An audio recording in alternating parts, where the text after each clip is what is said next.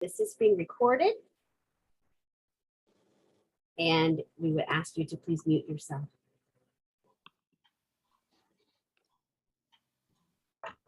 We have 1 minute. We still have a couple folks logging in.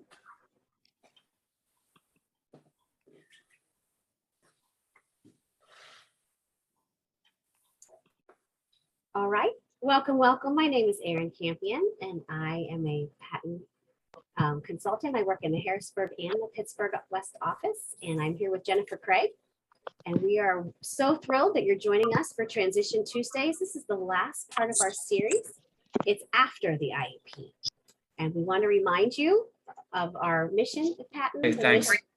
The mission is to support the efforts and initiatives of the Bureau of Special Education and to build the capacity of local education agencies to serve students who receive special education services. And if you're not muted, you might want to mute yourself, please. Warm up for today. And our PD's commitment to least restrictive environment is our goal for each child is to ensure that the individualized education program teams begin with a general education setting with the use of supplementary aids and services before considering a more restrictive environment. So we are thrilled you're here with us today, and our objectives for today are to share and explain how to implement SLEEP's SLIEP, that's the acronym that we use for student-led IEPs, into your classroom with students, families, and colleagues to identify the importance of family engagement in the SLEEP transition process and to evaluate what additional resources are needed and how to expand the SLEEP process for the next year. And we want to start with this quote from Eric Carter from a Tash Town Hall on what matters most, research on elevating parent expectations. And it's a great quote. It says, the most powerful force in changing transition outcomes for young people with significant disabilities is not ultimately found in the transition plans we craft, the educational services we offer, the instruction we provide, or the systems we build, but rather in the expectations and aspirations individual parents hold for their sons and daughters. And that was one of our focus of this whole series is how can we build the IEP process and IEP meetings on IEP plannings as a partnership with family engagement with the goal for secondary transition. So we call this series SLEEP, Student-Led IEP. And we want to be very clear, it's not SLEEP as in SLEEP, it's SLIEP. This webinar series, as I mentioned, was a partnership for family engagement and secondary transition. And it did a couple things. It highlighted family groups in Pennsylvania. The first series about before the IEP was presented by the Peel Center, and they had a guest family speaker and a youth speaker. The second of the series was during the IEP meeting, and that was presented by UNE, and they had a guest family speaker and a youth speaker. And this is our last one, and we are focusing on this series with families to the max, and we'll highlight them in a little bit. But both the before and the during can be found on our website, on the Patent website, if you missed those and you'd like to see them. So in education, we love acronyms. Like I said, we like to take the first letter of lots of words and make it into something. We have NORUP and IEPs and RRs and PASA. So we made SLEEP, and I'm going to put into the chat real quick. Here's a great document from Patent that is an ABC page that you might like to share with your families or your professionals as well. But we want to highlight why student-led IEP should actually be exciting and why it's actually the best way to forge a partnership between family engagement and secondary transition. This is why we're doing the webinar together. And honestly, IEPs are a lost opportunity and an underutilized tool. And you've probably never heard anyone say that, but it's really something we could get so much more from. We could use it as a teaching tool.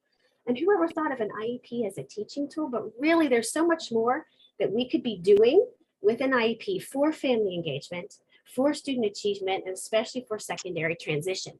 You have to do IEPs. They're required. It's the law. So why not get more from them than just a beautiful set of papers? Well, IEPs end at graduation. We put so much time and effort into an IEP meeting, and it just has a small window of K through 12. Let's think about using our IEPs as growth tools, as development opportunities that go way beyond 12th grade, way beyond after graduation. What if you could do all this work you put now into an IEP to make it last and affect the next 50 years after graduation? So we want to work smarter and take advantage of the family engagement opportunities and the secondary transition practice that's right in front of us within a student-led IEP. And so our first communication, as we know, with the family should not be a disciplinary note or bad news. We want to engage families with real information about their learning and their child's progress, and IEPs are just that. Have you ever thought of a student-led IEP as a positive way to communicate with family and as an opportunity for a child to show what they know, for them to present, for them to show achievement, for them to demonstrate progress in front of their family and their staff? Are you using your IEPs as an engagement tool? Well, you should. Are you using your IEPs as practical ways for students to gain necessary transition skills, to know their disability, to recognize what works or doesn't work for their achievement, to be able to explain that, to be able to create a goal or to monitor a goal or how to make introductions? Are you using your IEPs that way? Well, you should. And by implementing them student-led IEPs, that's definitely a way to get there. So because this was a partnership, we want to do a quick little commercial here. We want you to keep informed with the family engagement and secondary transition initiatives. And so if you have not signed up for the family engagement newsletters and updates, we hope you will. The Family Engagement Initiative puts out a lovely newsletter. I'm going to put that in the chat as well. And we hope that you'll sign up to receive them. And then Transition Tuesdays, they're called Transition Tidbits. Transition Initiative also does. And so please email pasecondarytransition@gmail.com and get asked to put on their newsletter list. Both of those are great tools and ways to stay up to date even after this series ends. And one more little advertisement here. We want to talk about Families to the Max. And I'm going to put some of those links in the chat as well.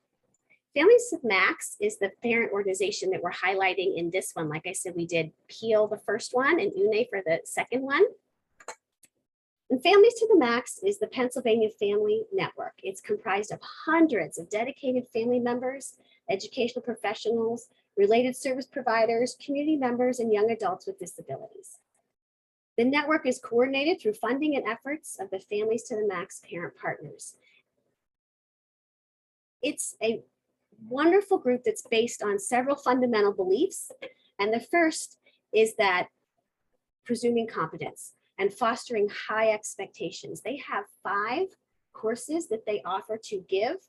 They can come to your school and give it to your staff. They can work with your families. They can work in the community, and they will come and talk to you on how to build presuming competence, how to foster those high expectations. The other courses that they have available are access to the general education curriculum across settings. It's a really powerful way for families and professionals and community members to look at the gen ed curriculum and how can we get access to all students. The third course is called Maximizing Communication and Learning for Your Child. The fourth is Collaborating on School Teams in Ways That Make a Difference. And the 5th course that they offer is Leading Change. So please feel free to contact Families to the Max. They can be found on the patent website. There's also the connections and the information there, and see if partnering with them for either your staff or for your families is something that would benefit your community. And one of the parents that we have speaking today, Anita Nair, is very active and been a longtime member of Families to the Max. And that's how we found Anita and her story. So we want to give a shout out to Families to the Max. All right, so let's get into student-led IEPs. And we love acronyms. And so I'm even going to give you a way to remember the student-led IEP, SLIEP, with these 5 little words, S, something. We want to encourage you that every student on any spectrum of abilities, disabilities, access, whatever, can do something in their IEP. Every student can do something. And when you look at your students, find something that they can do. Is it an introduction? Is it a poster? Is it a present level interview? Is it a graph? Is it a PowerPoint? Something. Every student can do something. This is their IEP. It's about their future and their goals and their desires. And if they're not part of it, then we're missing something. So every student can do something. That's the S. L, listen. We don't usually think of IEPs as opportunities to listen. So in the chat, real quick, I'm going to give you a quiz. Martin did a study in 2006 that measured how much the individual partners spoke at an IEP meeting. So what do you think they found was the percentage that the students actually spoke at their own IEP meeting? Go ahead in the chat and figure out, what do you think? I love it. You guys are fast. And look at those numbers. Your numbers are wonderful. When you consider 100% of the meeting is about the student, how much does the student actually speak? And the study found that actually the student only speaks 3%. In an IEP, we need to listen. We need to be listening more. The student needs to be leading it. The student needs to be talking more. This is their future, their goals, what's working for them. It's their input. And so if we only have 3% of the students' time is speaking, then perhaps the professionals need to do more listening and less speaking. Families only speak 15% of the time. So schools and professionals do 82% of the talking during an IEP meeting. And maybe that's something we want to shift a little bit, that maybe the student-led IEP is a better time to listen, and that's our L. Our I, and thanks for guessing, those were great.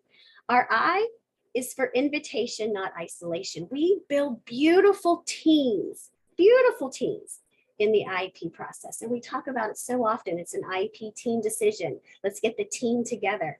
But somehow, as soon as the IEP is over, organizations or professionals or even the system sends the message to the students that it's only you, that you're done, that you're on your own, that you're isolated, that it's only that student and there's no more team, there's no more help. And I think that's a big disservice for mental health, as well as for just, perception of reality. I'm a grown adult, and when I go to a lawyer, I always take someone else with me. When I've gone to really important doctor's appointments, I've always taken someone with me. It's for someone else to hear something or take notes or to get that second perspective. Same with buying a house. I had someone walk through the house with me. When you buy a car, what do you think? What am I missing? And that concept of team, for some reason, at the end of an IEP, at the end of this IEP series, we do not build that sense of team for our students. That we build the sense of it's only you and you're on your own and you're isolated and there's no one else. So we want to change from that isolation to invitation. And that was something that I've worked on just personally with my own kids, that now when you move on, who's on your team? You get to invite who you want on your team. And if you don't want a certain family member or you don't want someone on your team, that's the joy of that transition process. You're building your own team. Who do you invite? You're not isolated. Who do you invite? One of my kiddos went to college, and the freshman English assignment was list 10 things you're bringing with you to college. 5 were physical things they brought in their dorm room, and 5 were things that you're just bringing inside of you. And one of my kiddos wrote down that he was bringing his team, and he knew who to go to. He knew how to get support for his equipment. He knew who was in his corner. He knew who to call if there was a problem. And that concept of team is so important in the IEP. Let's take it past graduation and teach them that they get to invite and they're not isolated. So that's our I. Our E is early. We talk about the transition process starting at 14, and absolutely that's when they need to be invited. But honestly, we should be involving our students from day one, from their very first IEP. They should know that there's a meeting about them. That's good news, that there's a meeting about how to make school better for them, how to help them learn, how to get them to grow and reach their goals. So even from that very first kindergarten, early ages, to get them involved in their IEP, that they know it exists, or who's on their team. Maybe you just play a simple bingo, and these are the faces of the people in this meeting. Who are these people, and why are they here? How can they help you? Or maybe they give an introduction. My name is so-and-so. This is what I like. This is what I don't like. Or maybe they talk about their SDIs. I've seen great. Jennifer, Craig, and I have worked for 3 years on this project, and we've talked to a lot of schools and a lot of teachers, and we've seen great things. And one of my favorites was the SDI, Specially Designed Instruction, on a elementary student's desk. And it just had a picture. It was a clock for extra time, or a quiet symbol that they could go to a quiet place. Maybe in their IEP in kindergarten, that's what they point and they explain. This is what I can use. This is what this team decides I have. But there should be something there's that S again, that everyone can do, and it needs to start early. And also progression. You don't want to do the same thing every year. 50, Sometimes they have, 75. mute yourself again. If they give the introductions one year, they shouldn't give the introductions every year and then we're done. Well, maybe next year they want to do present levels, or maybe next year they want to write a goal, or maybe the next year they want to do a PowerPoint, or maybe the next year it's a bulletin board of their progress monitoring, something. But don't get stuck in, well, my student does a PowerPoint and that's done, or my student has a paper and they give it every year.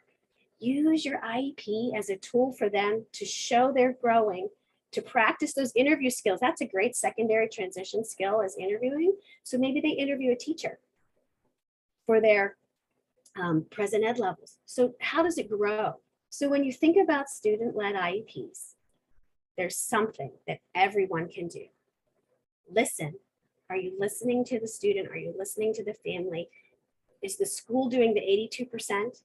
Or is there more equal representation? It's an opportunity for engagement, which is two-way communication. Invitation, teach the students that they get to invite, that they're building a team, that they're taking this knowledge past graduation. Start early, which is your E. And it should be a progression. What they do one year doesn't need to be repeated every year. So we're going to go to Anita right now. Jennifer has a video lined up, and she's going to give, we're going to hear what Anita has to say in this video about starting these things. So I think once he was, I don't remember, it was in the 4th or the 5th grade, he started attending his IEP meetings. Initially, it was just a few sentences, but slowly and steadily every year, he's a real show off. He loves to kind of talk and, you know, be in front of people. So that worked.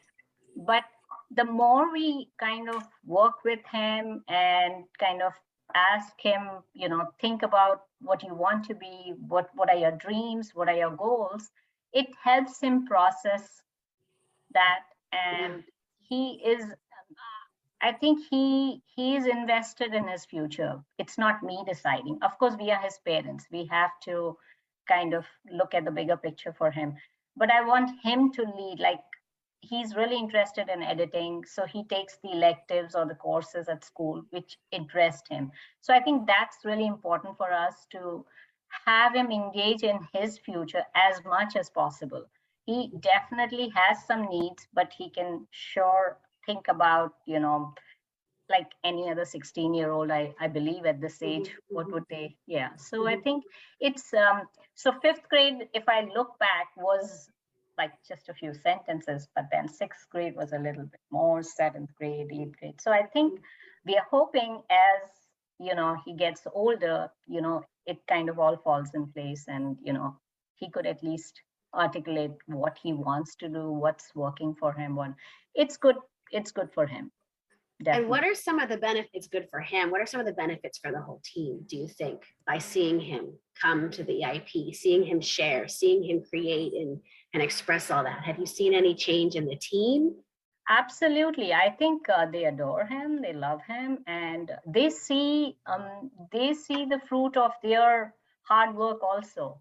I mean, and they one thing I can be sure of, like the high expectations we had as a family, the school got on board with those high expectations, and they can see that happening in front of their eyes. I think they see the growth in Ishan every year.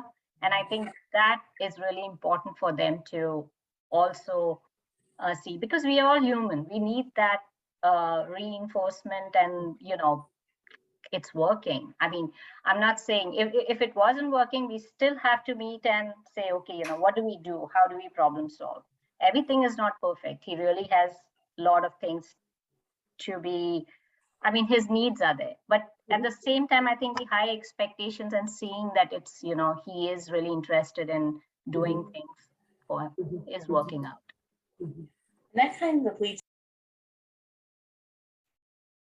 So you can see how Anita talks about those very same things that we were talking about that there's something that everybody can do, and that we need to listen, and they need to listen to what Ishan is saying, and that she started early.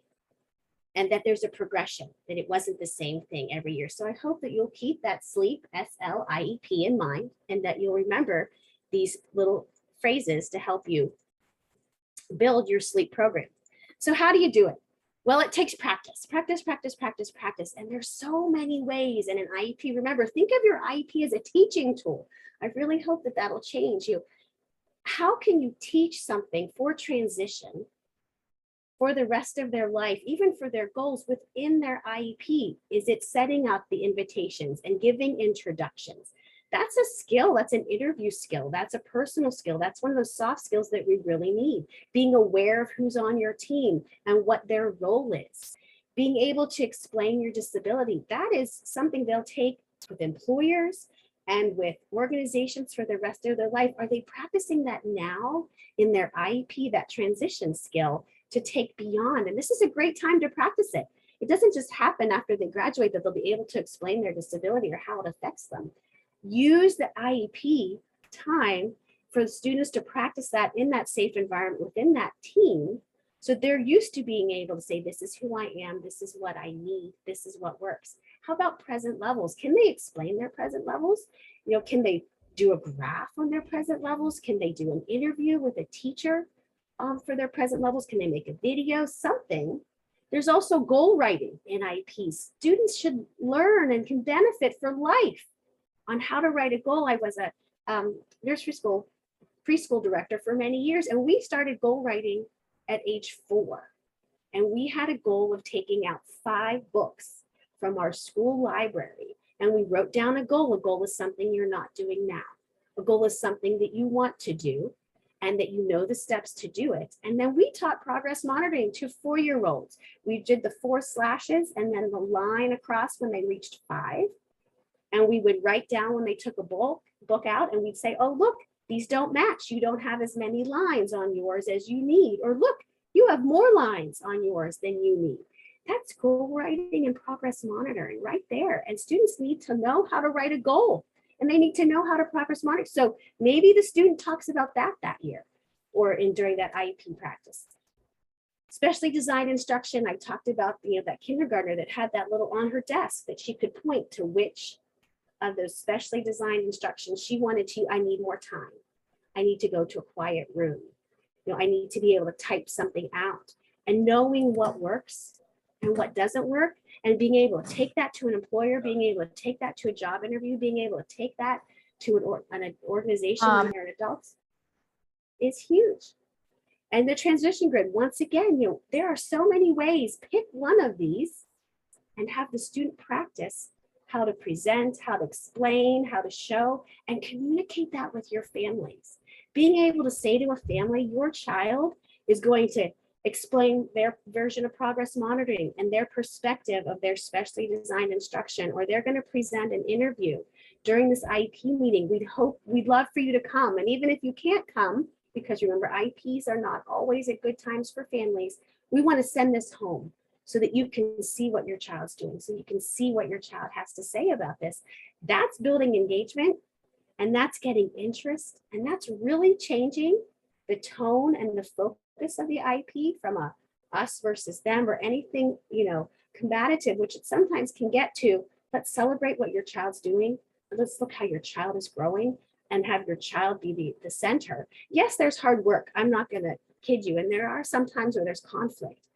But when it's student-led and the student is focusing and talking or expressing or presenting, that's a family engagement tool that's priceless, and you have to do it anyways. So are you using your IEPs as family engagement tools? Are you using your IEPs as secondary transition tools? And it takes practice. It takes building more time sometimes into the process before the IEP even starts. And we don't usually think of that, but including with the student explicit instruction, explicit practice on let's get this done together. Let's cut out the pictures. Let's write the story. Let's take the video. Let's draw the graph. Let's practice the introductions, whatever, before the meeting even happens.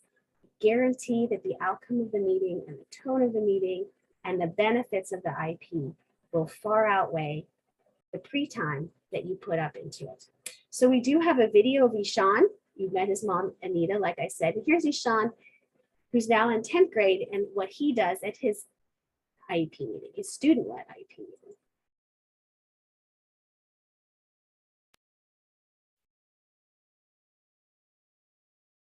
My name is Ishan. I am 16 years old.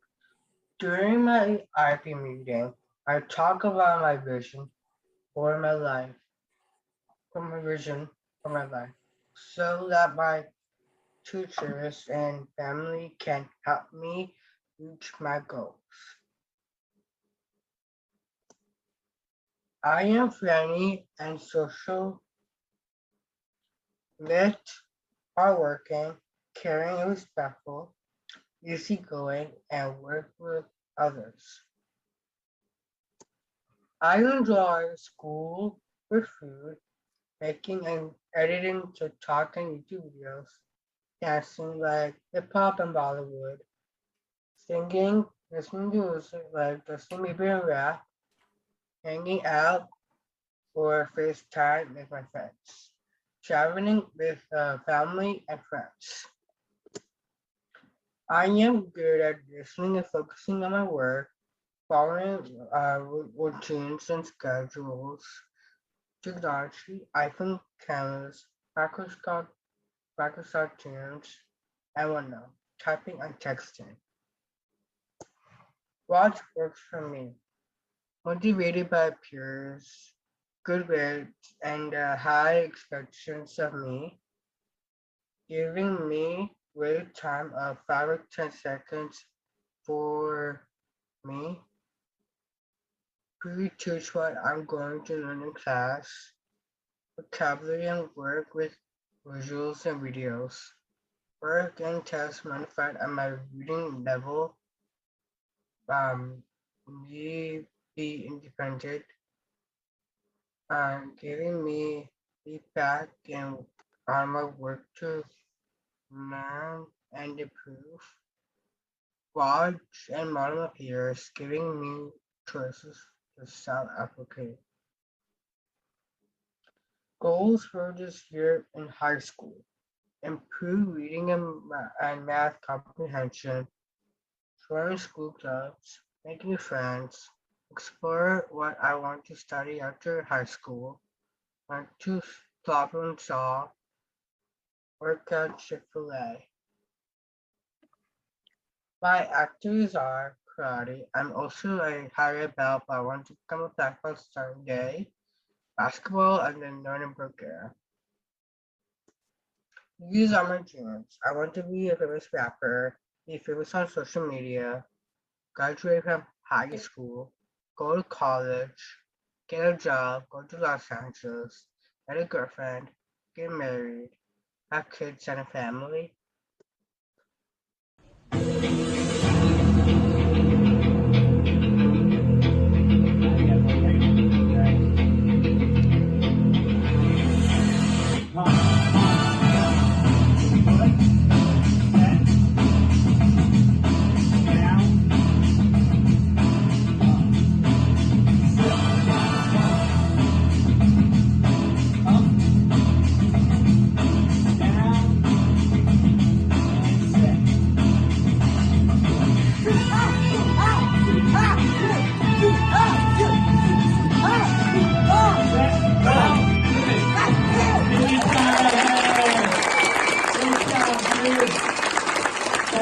Tell me what you want after this club. You know you're national.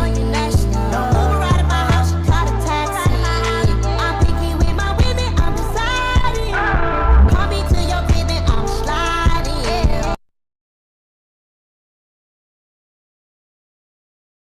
It's amazing to see what our students can do, and think about all the things in that presentation that Ishan learned. He created the presentation. We've got working with PowerPoint.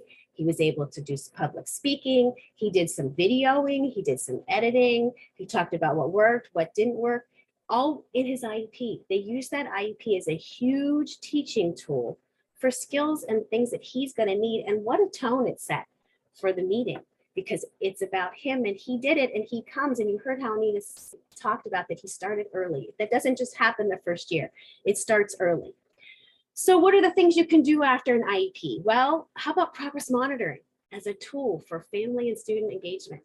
You know, progress monitoring has to happen. Once again, it's something you have to do. Are you getting everything you could from it? It's one of those underutilized tools that's at your disposal that you could be making so much more. So do you have a clear goal for your progress monitoring, for this communication? If you thought about it as a communication tool, you know, one of my favorite memories was being at an event with a group of families, and they actually started bringing up on their phones progress monitoring, some information that was sent to them, and they had no idea what it said. It was paragraphs with numbers and percentages and timeframes, and they were laughing. They're like, I have no idea what this says. I don't know if we got where we were going or we're getting where we're going, or what this even means to me. But if you think about how careful you are about sending out brochures and pamphlets, think about your progress monitoring to families. Are you that careful when you send it out to families?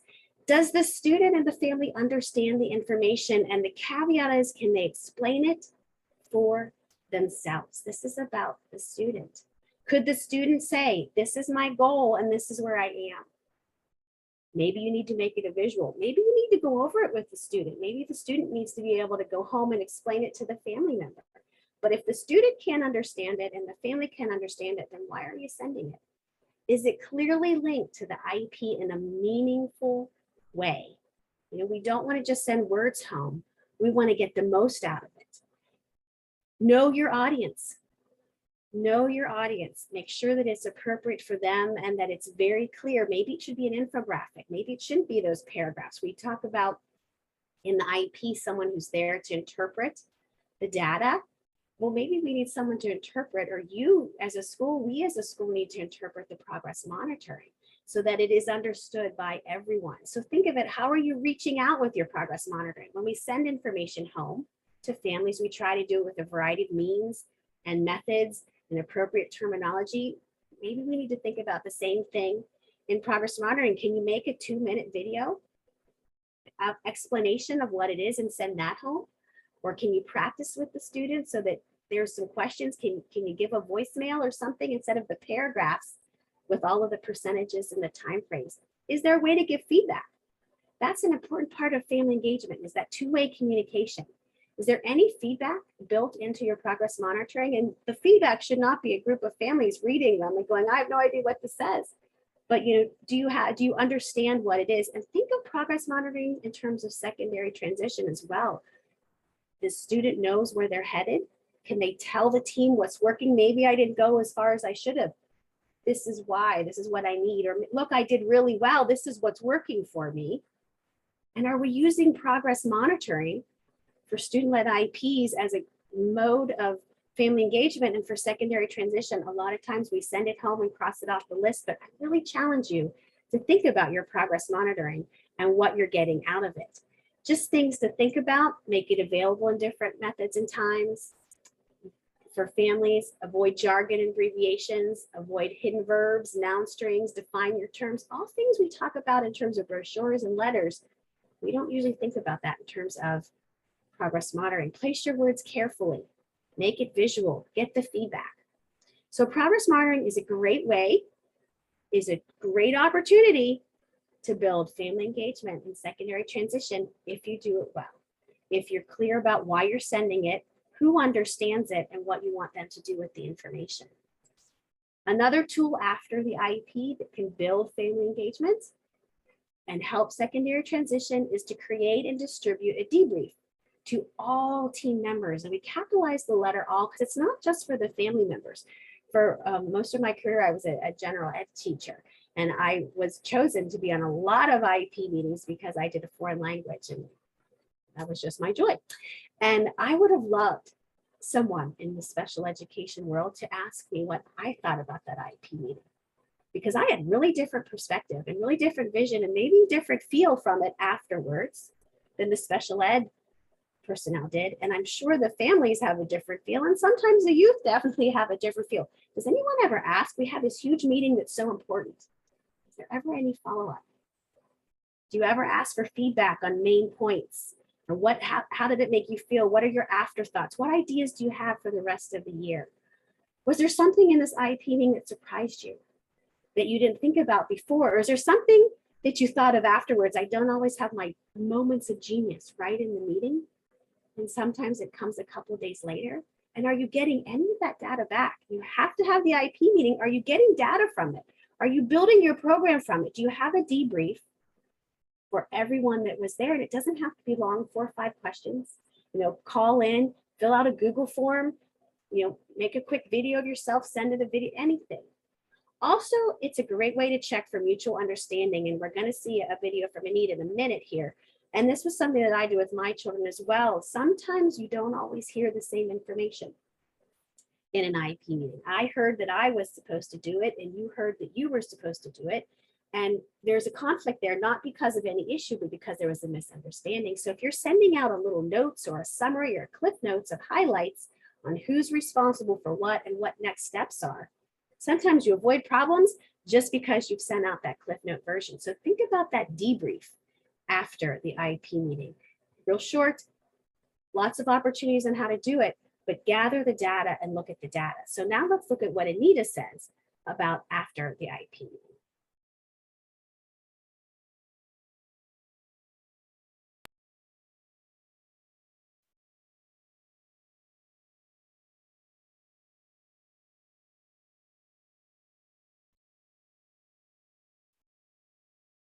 If you were talking to families, which I'm sure you get questions all the time because you're a pro with this now, what are some of the most important things that you would advise families about when you're going through the IEP process?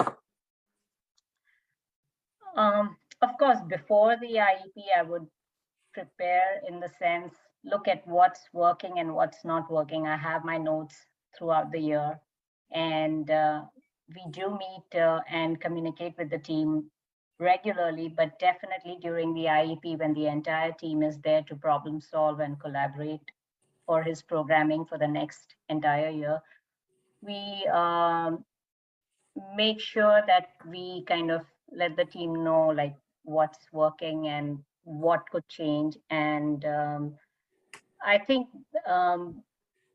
we approach it as something where we are here to work together, like collaborate. We never get into the meeting like we are 2 teams on the opposite side. Definitely, but at the same time, we have like we have a list of things which could work and should work for Ishan. Maybe not like there might be 20 things and we don't want everything in there. It's not possible. But a couple of things which are definitely non-negotiable, maybe 2 or 3 things which we would want the team to work on, and we as a team kind of come to a decision. So I think that's very important for us as a family. Yes. Erin, do you have a question? After the IEP, Anita, after you've come to that collaboration, and I love the non-negotiables and you've worked the other things, how do you make sure, what do you do? How do you make sure it works out? How do you keep track? What are the next steps after you've had the meeting? Basically, we take notes and we kind of send to the team bullet points of, you know, whatever was discussed, just so that we all are on the same page. And if there is any, you know, anything that was left out or the school team hasn't understood it the right way, we all kind of communicate with each other. And after the IEP, if there's something which needs to be worked on, like, you know, change of a goal, or, you know, before we actually sign the IEP, we kind of communicate with the team and follow up on whatever was discussed would get into the IEP. And we've been very fortunate. The school district has been, you know, very receptive of whatever we had said, like, you know, in the meeting. I think it all boils down to our relationship also with them, and the mutual respect. Like I said, that is very, very important for us. So we make sure that we follow up with the notes. And through the year, how do you keep everyone engaged with this IEP? Do you schedule check-ins? Do you communicate throughout the year? So we have progress monitoring, and then whenever with the progress monitoring, we kind of meet and discuss like what worked, what didn't work, what could have changed, what should be changed. And I think at least once every quarter we meet, but if required, we meet earlier than that.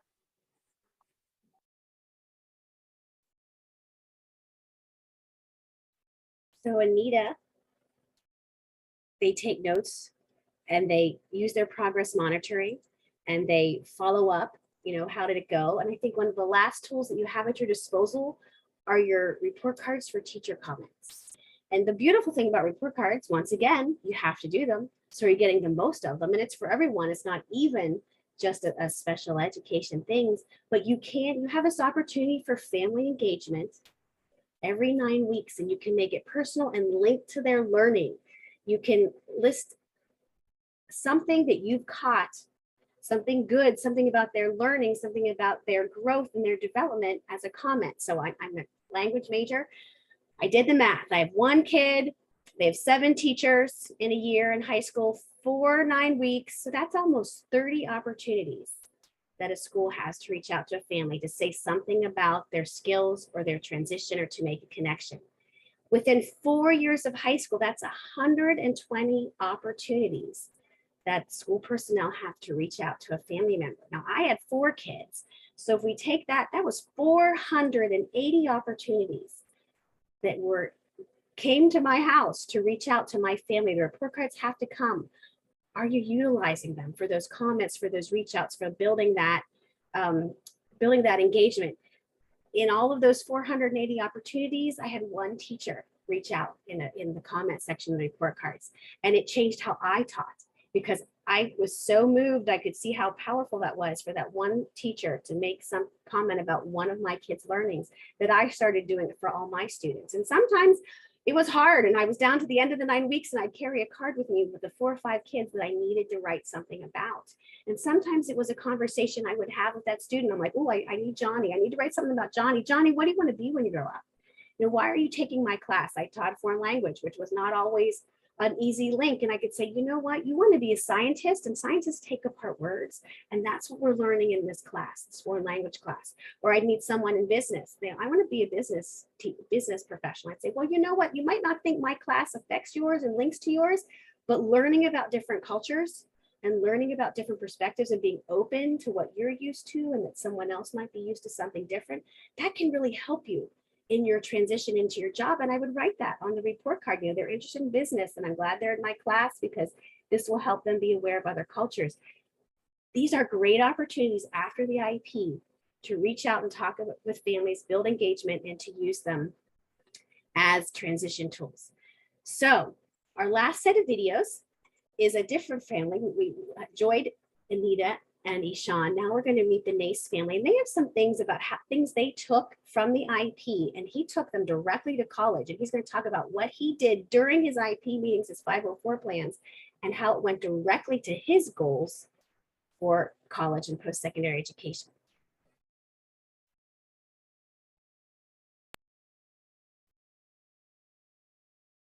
I'm a freshman at St. Vincent College. Nice to meet you. Nice to meet you. Yeah. I'm Joseph's mother, Stacy Nace. And Stacy, what do you do? I'm a teacher of the hearing impaired.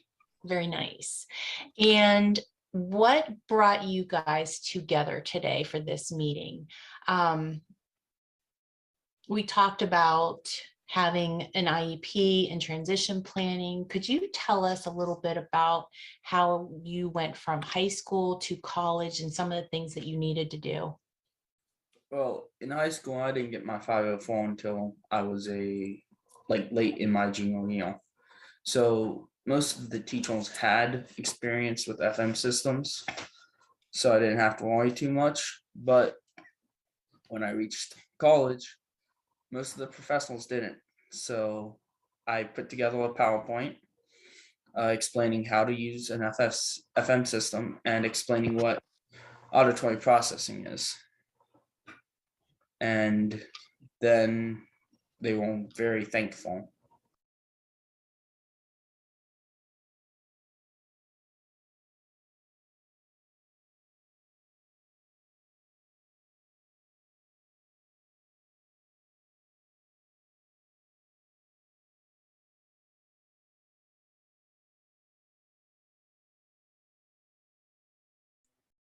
Jen, you're muted. Well, that's great. That's because I'm controlling the participants, the chat, and the video behind the scenes. So I'm got all kinds of buttons going. I was just saying how great it is that we had access to these families to talk about their experiences. So I'm going to play this second video now with Joseph and his mom. Just give me a second.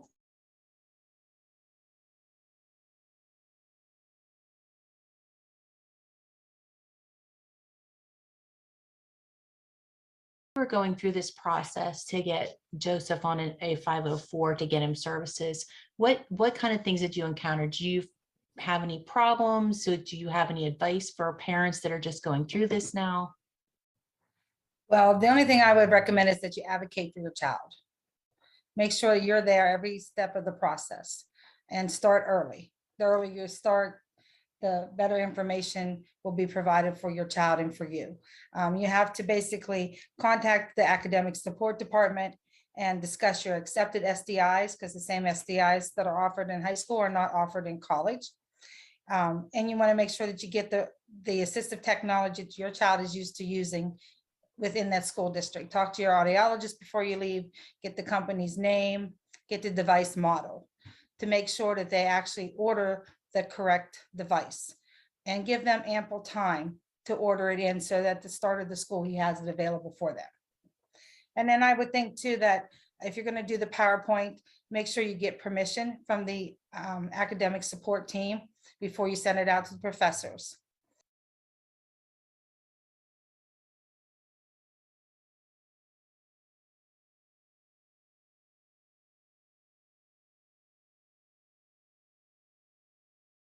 Do you think you're going to need in the future to be a success at that? Anything that you need to advocate for or think about, or how do you see that working? I'll probably have to let my employer know that probably after I get the job, or maybe mention it during my interview that I might need him to talk directly at me. But that would be it. And you feel comfortable? Education, of course. So. Awesome. Awesome. And Stacy? in the future, we might have to, provide him with his own FM system so that he has it for himself, when he goes into meetings.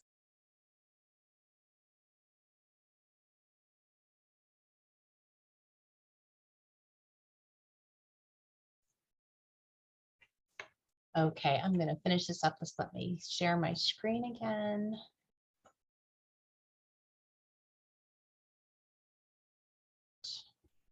This is good.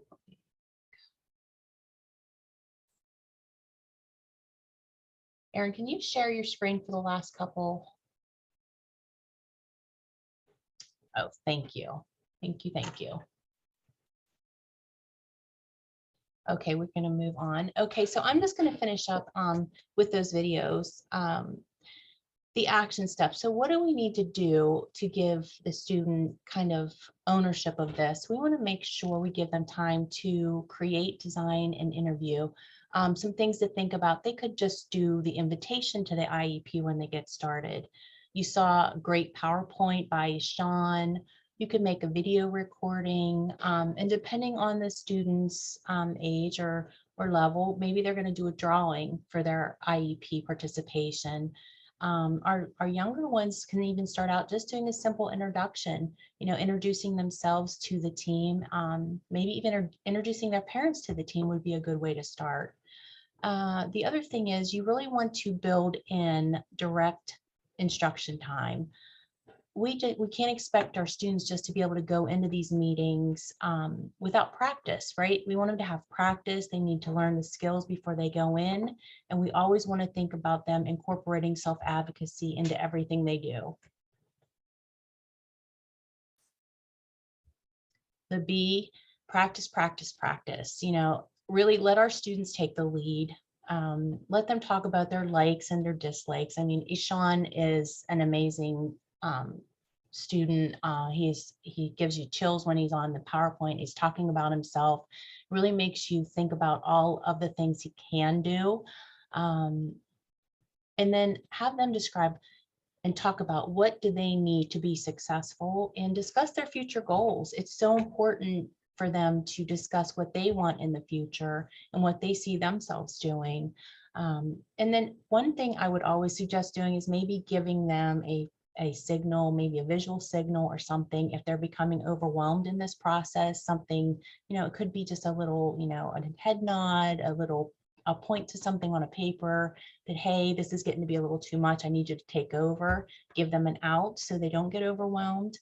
And really keep the focus on what the student can do, not what they can't do, and really acknowledge how much work that student put into this IEP discussion and what kind of work they put into preparing to go there and talk to the team. And lastly, a communication is a two-way street, and everybody communicates a little bit differently. You need to really keep in mind how the student communicates, how the family communicates. You want to make sure everyone has time to participate in the meeting and talk about how did it go after it was done, and then what are the next steps. And really, the information really should be collected by everyone on the team, and especially the family. We need to think about the ways we're reaching out to our families too. It might be phone calls, emails, snail mail, letters, but you really want to try every avenue to gather everyone's input for this meeting. And then after the meeting, set time aside so you can debrief, talk about what was successful, what are ways that we can improve on the next time we do this, and really plan for what's next for that student. We're going to end with some handouts and links that we have, and that is all on the last couple pages. That's all on, I think Pam already put that up with all of the information. So we do have the handouts and links. And if we move on to the next page. Oh, there we go. We also added the participation in the IEP meeting rubric. So this kind of gives you step by step what to expect, where to move from point A to point B to point C, from awareness to participation to knowledge of the content and how to move up across the level. So this is a really good resource for you.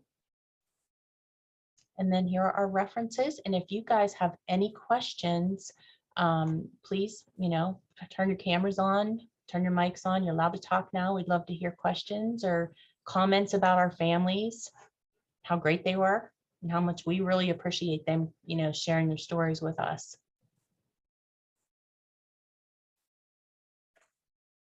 I also put in the link, the code for the link for the survey. Oh, thank you. Thank you, Erin. So do you have any comments about student-led IEPs and what to do after, how to build it?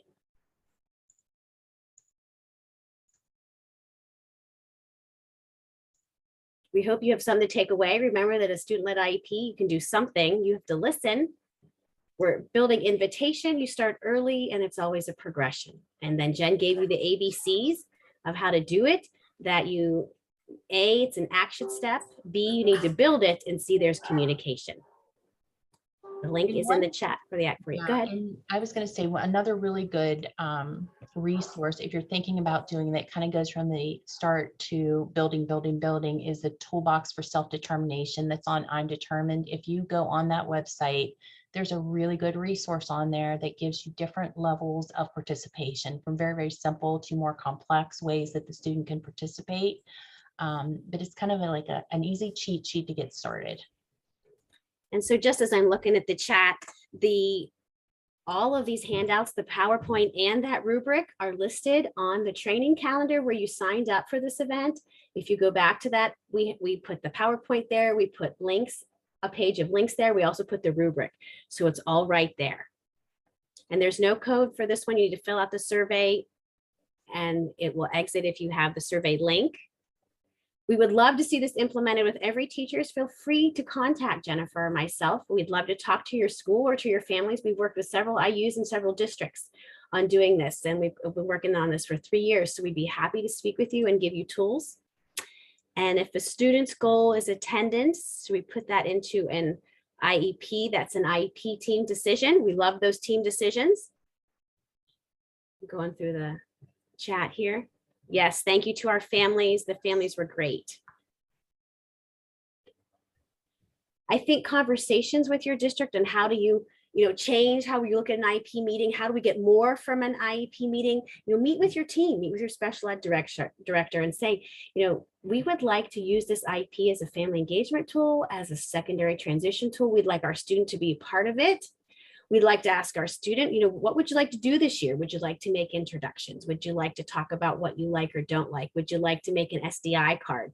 Include the youth from the beginning, even in the conversation of how you're going to build this. But it's a conversation. It's a new way of thinking. Someone said, I really have to get my brain around this. And you're right. We've gone from a stack of paper.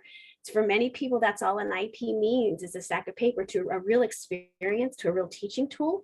So bring that up ahead of time. Don't throw that on your school. Put the time in, practice. It's all that before planning. We said sometimes it's all that you put more into it before the actual meeting. So, talk about what you've seen, give the links to the before, the during, and the after this 3 webinar series, and maybe have your school watch that. We'll be happy to talk with someone. So there's a lot of ways to start changing how you use your meetings and to really make it go beyond the K through 12 experience. But it takes communication, and Anita said that it's that relationship, it's that respect, and just brief outlines, but start the communication, start the conversation. Any other questions, Jen? I was going through the chat. I just wanted to say too, I think one really positive thing that I've heard from families that come out of it, when the student is in the IEP and talking about themselves, it kind of changes the whole focus of the IEP meeting. And sometimes the family is so impressed with their child about going into the meeting, and gives the family another perspective of how great their student can do at different things that maybe they weren't aware they could do for themselves.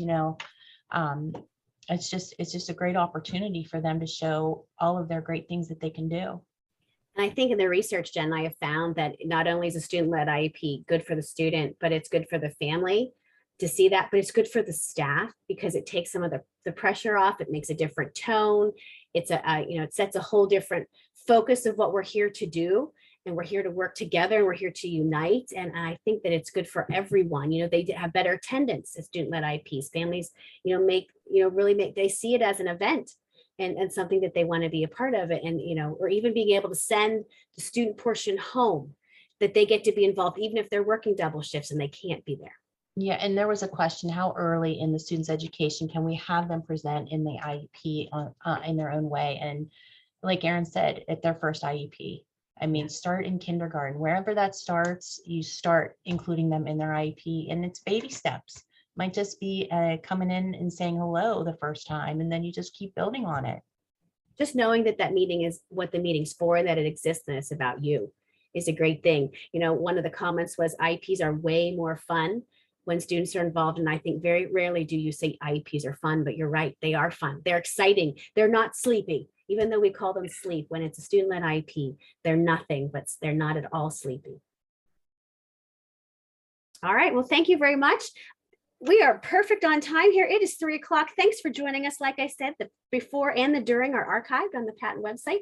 So feel free to check out the earlier versions if you weren't there, and this will be posted as well. Thank you so much for joining us, and please feel free to contact us if you have any questions. Have a wonderful afternoon. And thank you to our interpreter and our captioner and our tech help. Yes, thank you guys all so much. Great job.